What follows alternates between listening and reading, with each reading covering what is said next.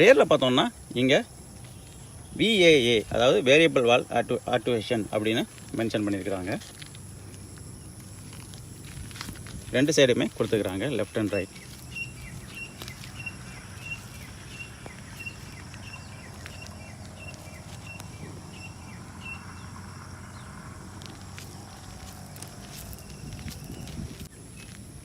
இந்த வண்டியில் ஒரு LED டெயில் லாம்பும் கொடுத்துருக்குறாங்க.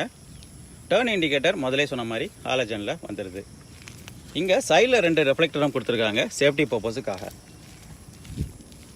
இந்த வண்டியோட டைமென்ஷன் டீட்டெயில்ஸ் பார்த்தோம்னா லென்த்து பார்த்தோம்னா 1.99 மீட்டர் கொடுத்துருக்குறாங்க.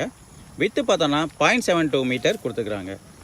வண்டியோட ஹைட் அப்படின்னு பார்த்தோம்னா 1.13 மீட்டர் கொடுத்துருக்காங்க.